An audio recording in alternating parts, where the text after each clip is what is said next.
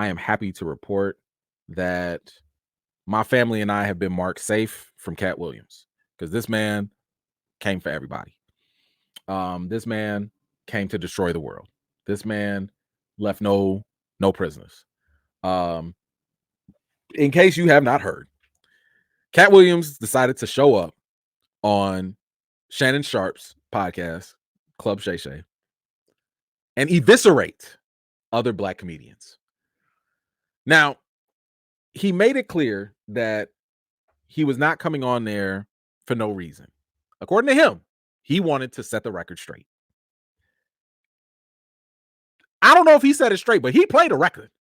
Okay, he played something, and he laid a lot out there. Now, I am letting you know now, I am not going to play the whole interview because it will get flagged and, they'll shut this live down. I'm gonna try and play just some clips, just a little bit, but I'll probably read more stuff again just so it doesn't get shut down midway.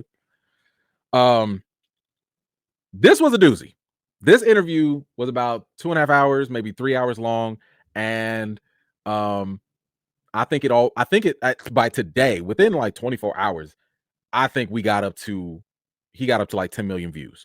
And that's just on the main video on one platform. We're not talking about all the videos that my man Shannon Sharpe owed Katt Williams you need to slice him off a little bit of that bread. You got to give my man, you got to cut Money Mike a little something off of that, because, and I'm just looking at this as a YouTuber, he took that one big old video, put it on multiple platforms, and when he put it on multiple platforms, he broke that video up into 20, 30-minute chunks, and then he took those big chunks, put those on multiple platforms, and then took even smaller chunks and put them on reels and shorts and all of that. This man at least made $1 billion. At least. Maybe 2. Off of that interview alone. I remember this is almost like when Baby went on Breakfast Club. Stop playing with my name. Stop, y'all. All 3 of y'all, stop playing with my name. I ain't gonna say it again. Y'all remember that? That thing almost broke the internet. Put some respect on my name. That's what Katt came on there and said, "Nah, this is my time. January 2024, this is my month." So, where do we even begin? So Katt came on because he had an issue with a lot of the things that were said by other Black comedians that came onto Shannon Sharpe show. And when I tell you he came for everybody, he came for everybody. So let's just go. We're just gonna go through some of the highlights. Just the highlights. Because again, it's a long interview. But when I tell you I sat down and watched every second of it, because it's so much gold. It's so much gold. It's so entertaining. All of it was entertaining. But let's kind of go through some of it and go through some of the victims. I mean, some of the comedians that he went through. And this is what Katt said from the very jump.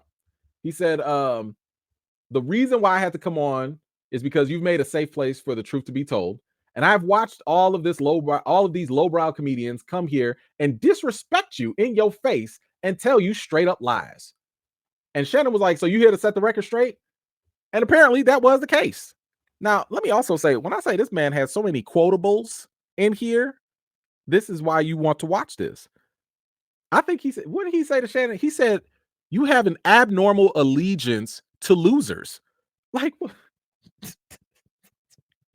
says that? Like, if you don't, this is one of those interviews, you should just pay attention to everything, because it's so, I got like at least 4-5 lines I'm taking into 2024. Straight up that I just added from Katt himself. Okay. Just an abnormal allegiance to losers. I love that. Oh, okay. Let's see. Where do we start? Yeah, do we start with let me see. Do we start with him? No, okay, I'll save him for later. Okay, let's start with Kevin Hart. Let's go with the big guns first. So he starts off with Kevin Hart. Actually, no, I'm gonna play that one. No, we're gonna roll this one out. We can play it. Am I gonna get? No, I don't think I'm gonna get flagged for this. I don't think so. Let's play this one.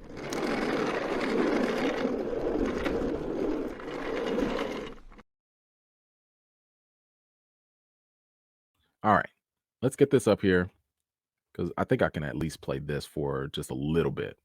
But I wanted us to kind of go over what he said about Kevin Hart, and I'll comment on it. I'll comment on it.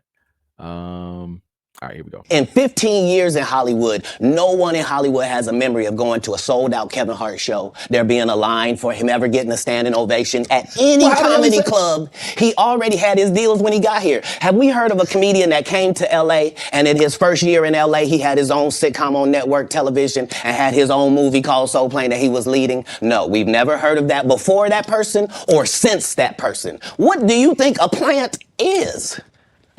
Hold on. All right, hold on. I'm really trying not to get flagged. So, there's a couple things there. My man said, so the TV show, in case y'all don't, maybe you didn't hear about it, because the show only came on for like 6 episodes. The show he's referring to is, it was called Big House. The Big House. And this was a show that starred, y'all see who in the background? Yeah, Faizon Love is in there. Shout out to Keith David, by the way. My man been working. But this was the Big House. And the Big House was almost like the opposite of Fresh Prince of Bel-Air, right? Rather than having that poor kid from Philly go live with the rich folks, it was the opposite. It was the rich black kid who had to go live with, I guess, his, middle class to lower class, whatever family. I never watched it. It was 6 episodes. But now he's calling him a plant. And we're going to address that. We are going to address it. But I did want to kind of point out one thing here. And that's what Katt said here about Kevin Hart. And he said, in 15 years, in Hollywood, no one in Hollywood has a memory of a sold-out Kevin Hart show, there being a line for him, getting a standing ovation at any comedy club. Now, I think we need to realize, because Katt Williams, I'm not saying he's lying. And I'm not going to say that he says everything truthfully, because there's some wild things this man says. But I do think that not only is he specific with his conversation, but he's also very hyperbolic. In other words, he will stretch things to a certain limit. This is what I mean. He said here, no one in 15 years. So what is that? Since 2010 or something like that? He said in 15 years, Kevin Hart has not sold out, or had a standing ovation at a comedy club. At a comedy club. Let us not forget, though, less than almost 10 years ago, Kevin Hart did a sold-out appearance for his What Now tour. So, in a sense, Katt is right that Kevin probably did not get a standing ovation or sold-out thing at a comedy club because he was selling out arenas. He was out there selling out stadiums. This is after the all right. This is after that. So all I'm saying is, like, come on, Katt. Like, there's a little, come on now. Why would Kevin Hart, at the level that he was at that time, why would he go to a comedy club? He surpassed that. I'm just saying, he surpassed that. But that was just the only thing. That was literally the only thing. But back to the whole plant thing. And I think we got to go back to the video for this. Because he just keeps on going. Maybe people don't understand the definitions of these words. He just did his documentary with Chris Rock where he shows you that his whole upbringing in comedy was on the East Coast. Yeah, it was. So how simultaneously was he here in Los Angeles doing the same thing? It didn't happen. It didn't happen. And I hate to seem like a petty individual for picking apart lies, but Jussie Smollett gonna keep lying until you say we don't believe you. How'd Juicy get a stray in this? How did Juicy catch a stray in this? Jussie Smollett is out there in jail just minding his own business, and my man just caught a whole stray for no reason, for Kevin Hart. So, all right, now here's the thing. I can't play this because, again, they're going to demonetize it. But I'd encourage you guys, because I wanted to do, listen. The internet has receipts on both sides. Both sides. The internet has been backing up Katt Williams all day. And they've also been backing up, Kevin Hart too. If you go back to, because he's saying that Kevin Hart is a plant, right? And he's also and I'll talk more about that. Actually, you know what? I'm gonna read that because it's gonna give way more context. So let me read what he said. And by the way, there might be some foul language. So kids, go to sleep. Y'all not supposed to be up this late anyway. But I think it's important to hear this, and then I'm gonna tell you what Kevin Hart said before to address it. So in this this is still Katt Williams talking, and this is right after the whole plant comment. He says, for a 5-year period, every single movie that Kevin Hart did was a movie that had been on my desk. It don't need to be overtly homosexual because I'm not homosexual. He's talking about the roles.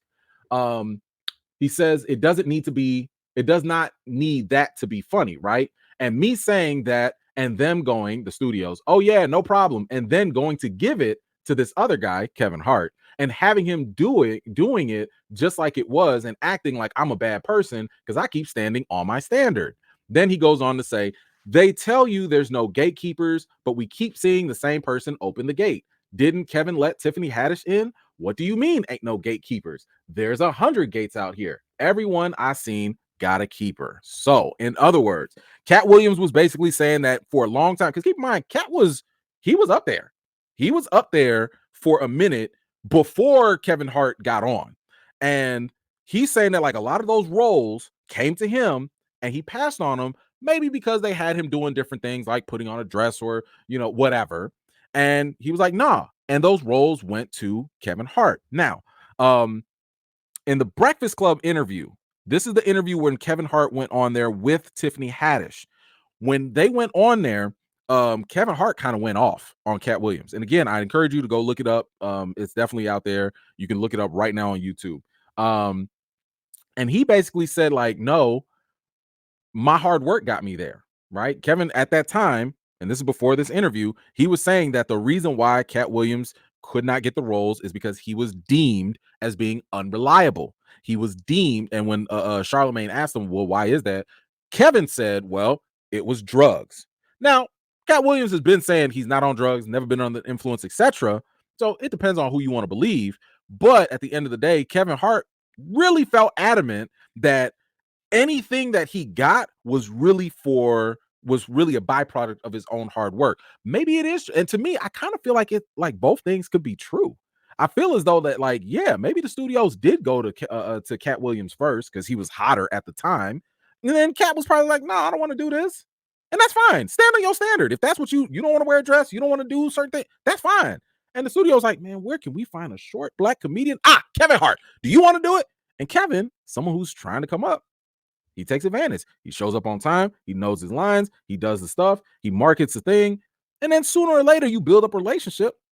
And that's how it works. Now, here's the other thing with Kevin Hart. He actually responded to this, to all this controversy or whatever. And I have to say that, like, out of a lot of people that responded to all this stuff, he probably had one of the smartest ones, just one of them. But this is what Kevin Hart ended up saying on his Twitter.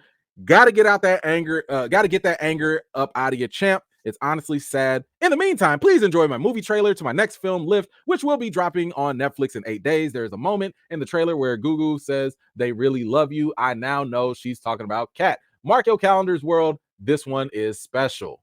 This thing got 1.8 million views. 1.8 million views. Brilliant marketing. Brilliant marketing.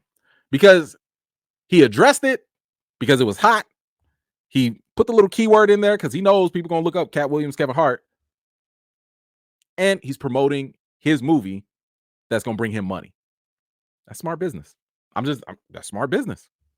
You address it without really addressing it, and you keep it moving. Cool. All right. So we got one response, but that's like 1 out of like 15 people that got attacked. So next up is Cedric the Entertainer. And he goes in. He says, Cedric's sitting here telling you why he ain't a movie star. He over here looking like a walrus. He can't even get his arms off his stomach. He never wrote anything. He did 4 comedy specials. They're so bad, Shannon, they're not available on Netflix or Tubi. Oh my God.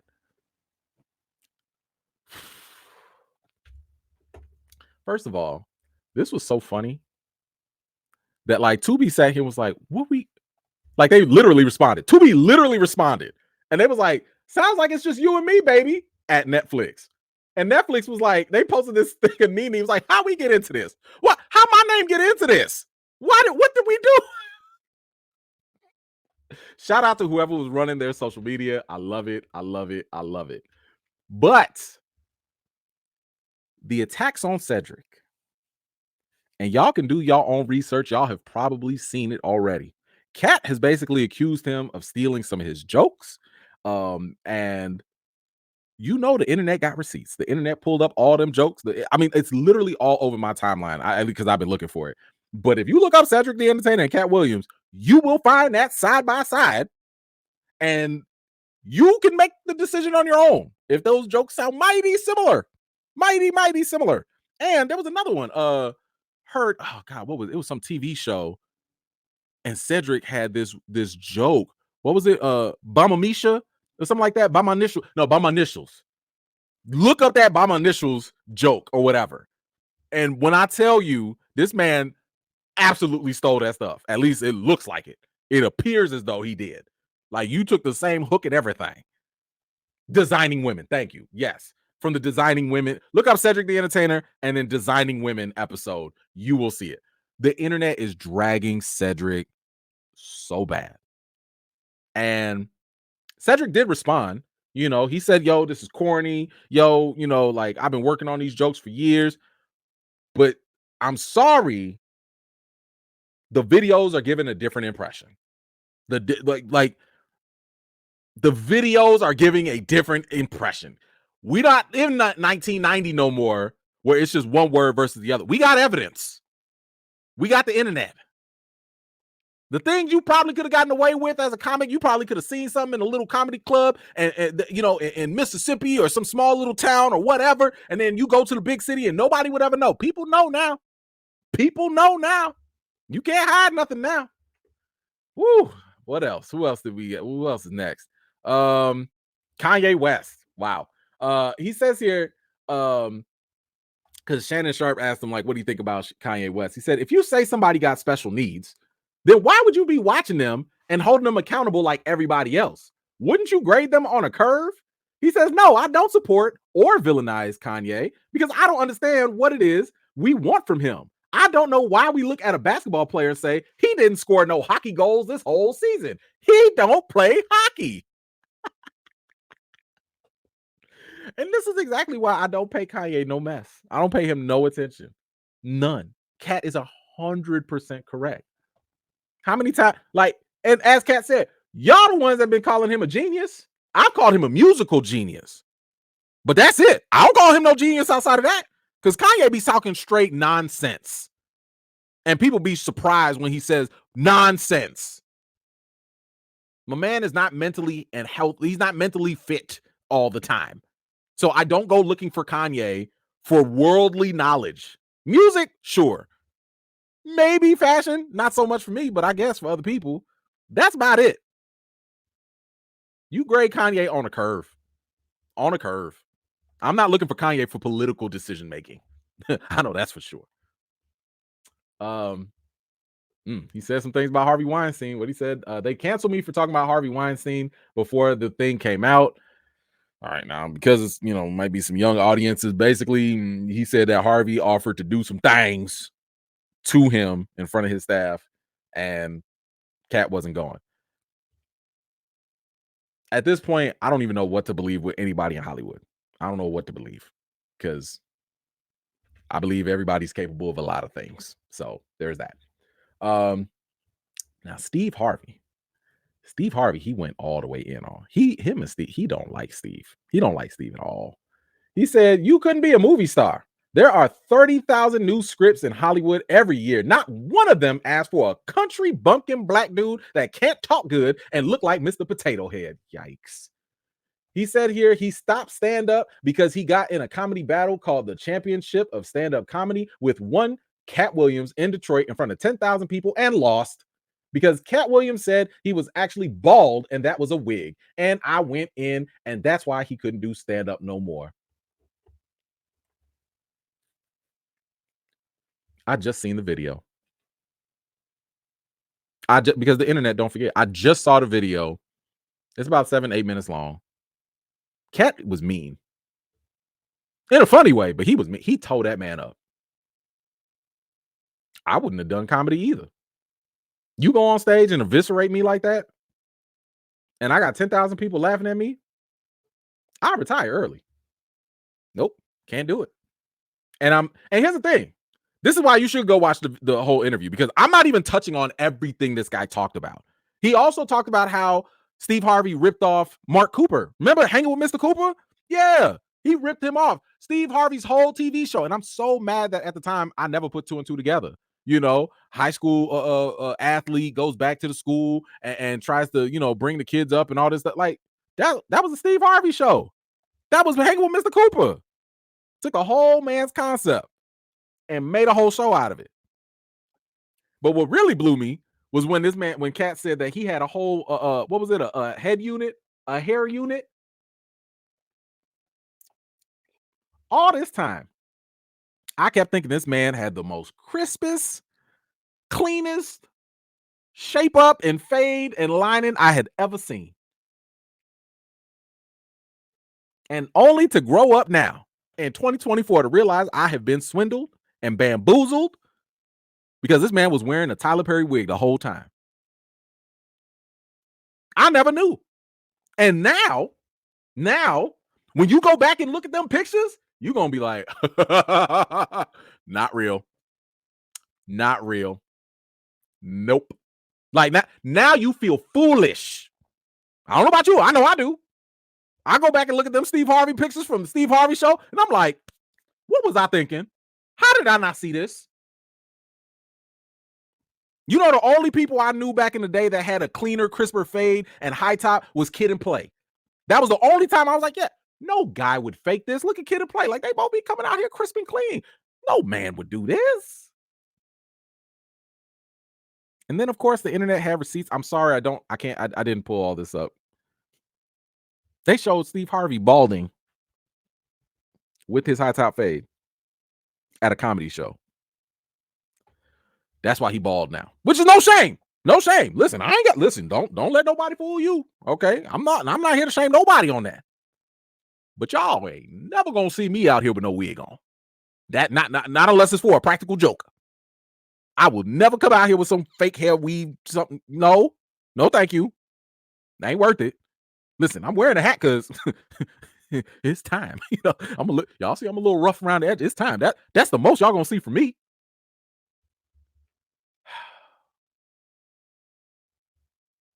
Then we get to Rickey Smiley. Rickey Smiley, he got into it with Rickey Smiley because Rickey Smiley said that for Friday After Next, or in the Friday movie, he said that Rickey Smiley said that he auditioned to play Money Mike, the pimp. And Katt Williams took very great offense to that. That was literally the first thing he came after. And this man was like, ain't no way you was ever going to be Money Mike. And Rickey Smiley was saying that, like, look, I auditioned for it and the role was mine. And the producers later, they went with him. Okay. Now, again, I encourage you to go watch the interview because nothing I read, nothing I play is going to be suffice in what he said. But when I tell you this thing had me busted up in stitches. He said Rickey Smiley can't act because Rickey Smiley can't act. He was so egregious, I put in my contract that I wouldn't work with Rickey Smiley again unless he's in a dress. Now, what was Rickey Smiley's next movie? Was it First Sunday? Did he wear a dress in it? You bet he did. What is wrong with Katt? What is wrong with him?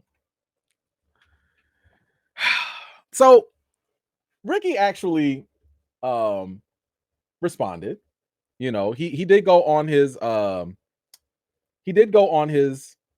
platform to talk about this. And here's the crazy thing, because like at first Rickey was like, oh, you know, I'm gonna respond to Katt Williams. Make sure y'all tune in at 7:00 in the morning.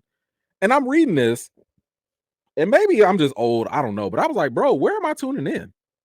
I gotta go to my car to listen on the radio. Where, like, you don't have a live, you ain't got a stream, you ain't got a link. Can I get a link so I can watch this? I'm in the bed. I'm not about to go get up into I only listen to my radio in the car. And I barely listen to that. I'll be listening to podcasts and stuff. What? You ain't got no live stream, something? YouTube channel? Anyway, thankfully he did post it out here after. But just to kind of get, because this is like a 20-minute response. It's a 20-minute response. And what Rickey basically said was, and he had his manager on here to back him up and all that. And he was like, look, they did go out to audition for the role of Money Mike. He auditioned for it. He thought he was going to get it, which, okay, maybe the producers told him that. Maybe the producer was like, oh man, this is you. Oh man, you got it. Oh yeah. We'll call you. You call, don't call us. We'll call you, whatever. And then Katt came in, Katt auditioned and blew them away. Now here's the other thing. Ice Cube just dropped a response, and you can find this on his Twitter page, where he basically confirmed, in my opinion, both sides. He confirmed what Katt said, and he confirmed what Rickey said. And this is where I kind of come to the conclusion that I don't think Katt Williams is lying. I think that Katt Williams is telling just his perspective of the same situation. And the reason why I say that is when you look at every single one of these situations, whether it's Steve Harvey, whether it's Cedric the Entertainer, whether it's Kevin Hart, I have not really seen very many people directly refute what he says. Now, they might disagree, but I haven't heard nobody be like, this is just not true. Right? I mean, even Kevin Hart, when he was just like, he didn't say that the roles never went to Katt or whatever. Like, he just gave his side of it. But nobody is actually out here really calling Katt a straight up liar. It's definitely his side of the truth, but no one is saying this never happened or this. The closest might be Cedric the Entertainer, but the evidence ain't on his side. Cedric tried to say, oh, no, them jokes, I came up with them myself. And bro, but the jokes in the video, they not lining up. But everybody else, y'all can say all F Katt, all screw Katt, but y'all not saying the man lying. So anyway, in regards to the whole dressing up thing with Rickey Smiley, this is what I found funny. Because Rickey goes on and he talks about it. And one thing that he said was like, it was never in my contract or anything that I had to dress up, to be in a movie with Katt Williams or nothing. The director came to me. The director came and said, hey, we love Bernice Jenkins. We love what you're doing. We want you to bring that to the movie. But do you notice what just happened there? Do you notice what just happened? Katt never said that it had to be in Rickey's contract. Katt said it was in his contract. Whether that's true or not, I don't know. But he said that was in his contract.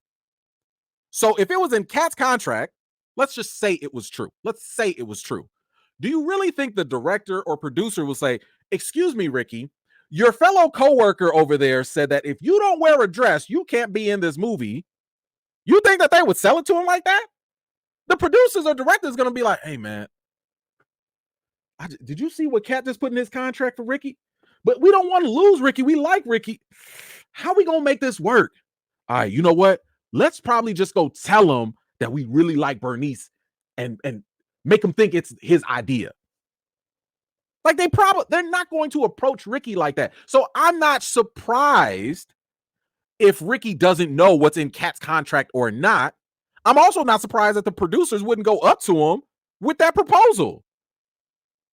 So once again, it's very possible Katt is telling the truth here. It's possible, Jesus,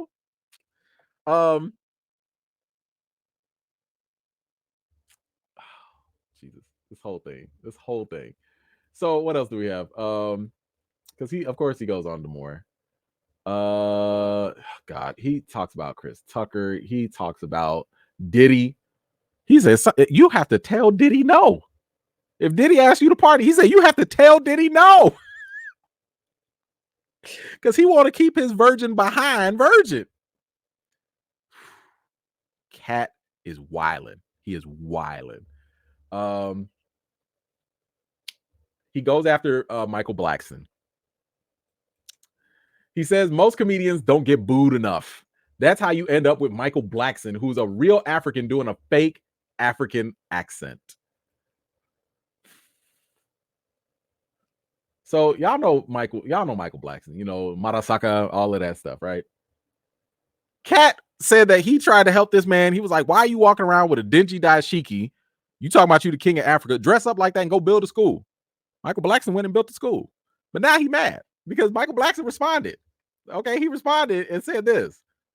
Katt Williams is a very smart midget nigga. He took shots at the top 10 comedians alive today so we can all respond and make him relevant again. Wait, did I read that right? Hold on. Wait, what? He took shots at the top 10 comedians alive today so we can all respond and make him relevant again. We?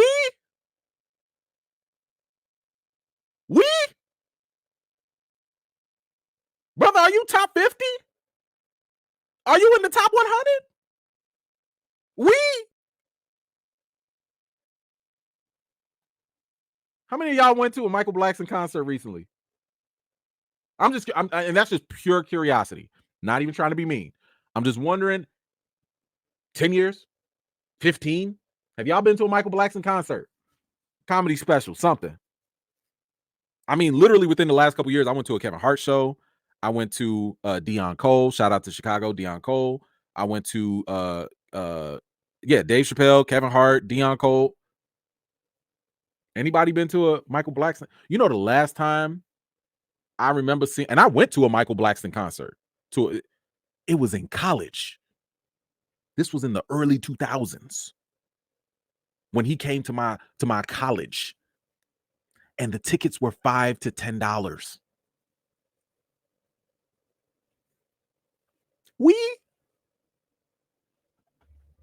Bro, you could have sat that one out. Everything don't need a response. You could have sat that one out. Katt Williams sat here and talked about Ludacris and told Ludacris and said that him and Ludacris, they were kind of equal at the time. And while they're both being equal, they went to some Illuminati meeting, party, whatever that means. And that apparently the offer was made that only one of them can have the sideburns and pointy stuff or whatever. Okay, whatever. But like one of them would get $200 million if they do 20 movies, and the other one ended up being Katt Williams, basically. And the prize was to get like a what do you say, a funny face, light-skinned girl. And he said that applies not just to Ludacris, but it applies to like 7 different people. And y'all know the internet is ruthless, because they pulled up Kevin Hart's wife, they pulled up Michael Blackston's, they pulled up who else? Steve Harvey's wife. They pulled up every black comedian this man named. I don't agree that they got funny faces, but they all light. They all light-skinned, okay? And he, according to Katt Williams, he said that's part of the deal that they give you. Now, here's the thing. You've seen how other people have responded and all of that. Luda actually responded. Okay, now I want y'all to listen to this. We're gonna listen to Luda's rap real quick.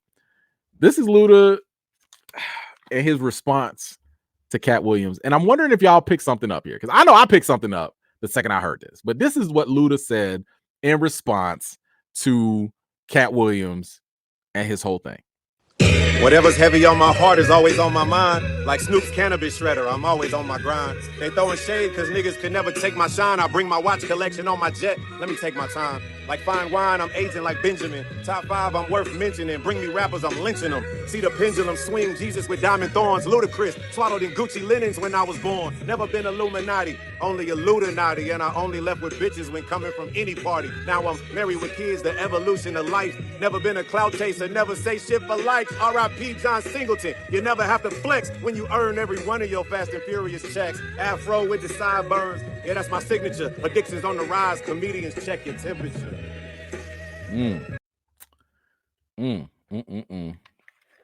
So what stood out to me, and I'm saying this as a father, as a man, as a husband, you not gonna clap back at this man calling your wife funny face?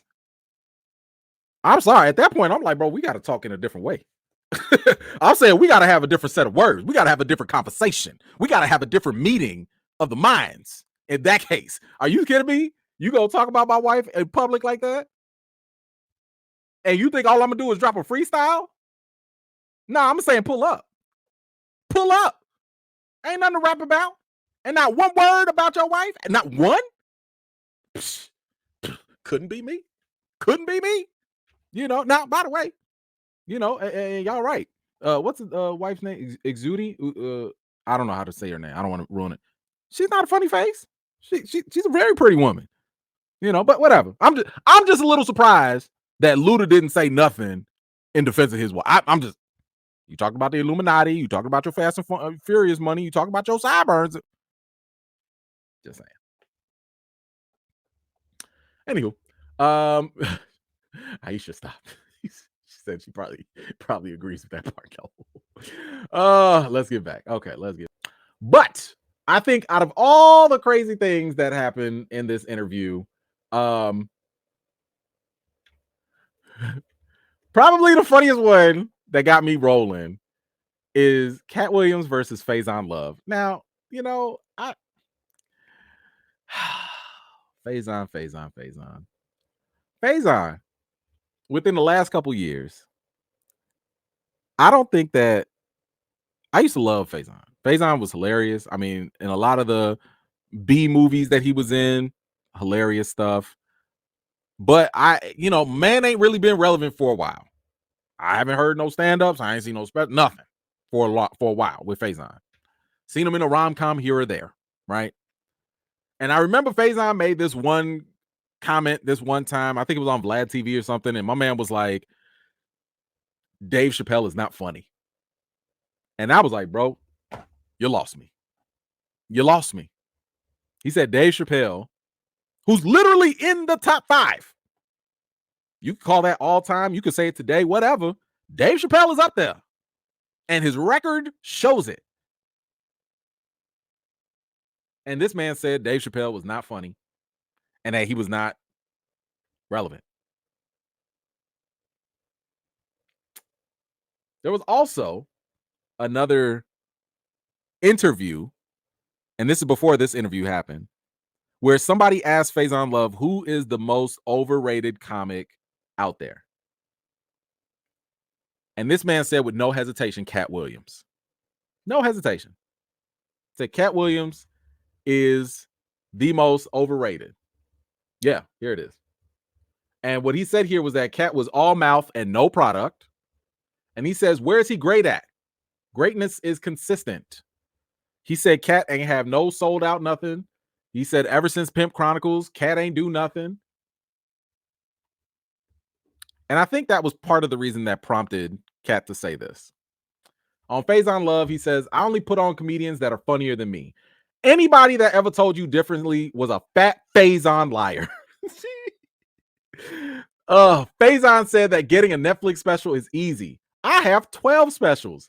Guess how many Faizon got? 0. Why is he allowed to have conversations about real stand-up people? We do not let people who are on the juice discuss real athletes. As we have established earlier, fat Faizon lie is officially needed. It needs to be added to the Urban Dictionary. I would say that the definition is an untruth that is so preposterous, it does not even warrant consideration. Urban Dictionary, feel free to quote that. A whole fat Faizon liar. Yikes. So, the whole Katt Williams thing is funny as ever to me. I think that I hope that he has a special coming up. I hope that he finds a way to ride this momentum, because I promise you, if this man said next week that he had a Netflix special coming out or that he was announcing a tour, I promise you it would sell out immediately. Now, I know Katt doesn't need the money and he's fine financially, but bro, you gonna fumble this bag if you don't have an emergency tour, emergency special within the month announced. Because this is your time. This is your time right now, Katt Williams. Brother, I'm saying this because I'll pay. I'll come to the show. I come to Chicago. I will pay. I'm gonna bring my lady too, because this is excellent marketing. Welcome back, Katt Williams, to the spotlight. I'm glad it's not for the nonsense, like, because he had some other scary. Y'all remember when he got beat up by that 12-year-old kid? Like, listen, we still remember. Now, I also told y'all, Katt was out here wilding in these streets, in this interview, talking about my man. He was reading 3,000 books and. All right, man. Like, just say you like to read. Just say you like to read. Just say that you were smart as a kid. Man, he was accepted at college at 7 years old. I'm not gonna say he lying, but I'm gonna say bruh. I'm gonna say bruh. Okay, I'm not gonna say you lying, but bruh. Come on now. Woo. Anyway, guys, what do y'all think about this whole Katt Williams interview? Did you watch it? Have you still not seen it? Do you plan on watching it? What did you think about it? What were your favorite moments in the interview? Whatever you think, please let me know your thoughts in the comments down below. Thank you so much for watching. This was just a segment of one of my live chats, and if you're interested in joining in on the next one, be sure to subscribe and turn on your notifications for more. I've got more videos and reviews to do for you all, and until next time, I'll see you all later.